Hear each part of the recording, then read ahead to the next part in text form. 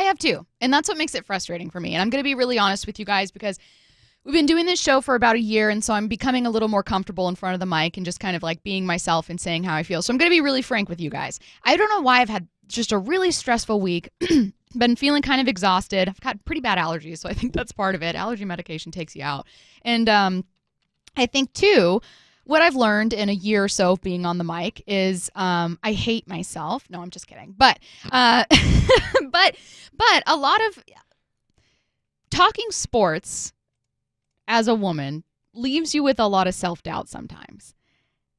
And when I came in this morning and I was like, man, Jake, I got to be honest, like I'm tired of talking about Russell Wilson. I feel like when I say Russell Wilson is a franchise quarterback, he's one of like 5 quarterbacks in the league that matter. Why would you get rid of him? Figure out how to make it work with him.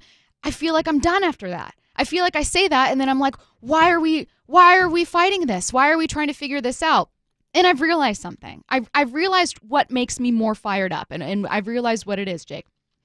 I am calling on people in this organization and around football in general, but in this organization to have more crippling self-doubt. I think it's healthy. I'm calling on them to have a healthy dose of low self-esteem. It's worked wonders for me.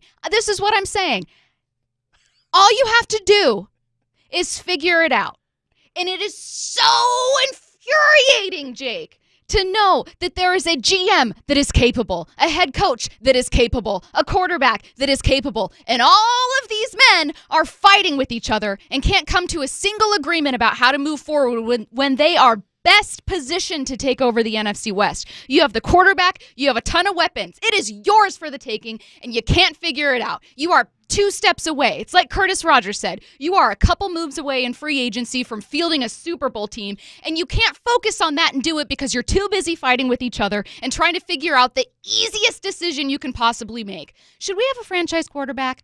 Should we have a franchise quarterback in football, Jake? The answer is yes. The answer is yes, you absolutely should. And you know what? Russell Wilson could use some of that crippling self-doubt too. Maybe not on the field because that's not going to do wonders for you, but Russell Wilson, you're not Aaron Rodgers. Russell Wilson, you're not Tom Brady. You know what you should do? You should internalize it like I do and try to make yourself better on the field. And you should go to them and you should say, I want to be in Seattle. I want to get to a Super Bowl. Let's figure out a way to get it done. And if you're Pete Carroll and if you're John Schneider, you should say, you know what? You're right. And you know what? I really like hanging on to the power that I have, but I'm willing to surrender just a little bit of it because I recognize that sometimes you got to take an L, and sometimes you've got to accept defeat in the moment, and you got to swallow your pride. And I don't know what it's like to have that much pride. I envy it. I envy the confidence of John Schneider. I envy the confidence of Pete Carroll and Russell Wilson.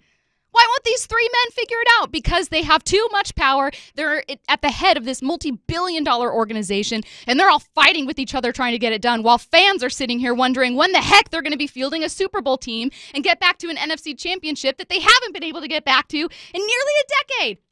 Last time you were at a Super Bowl was, what, 2014? 2015 calendar year, but 2014.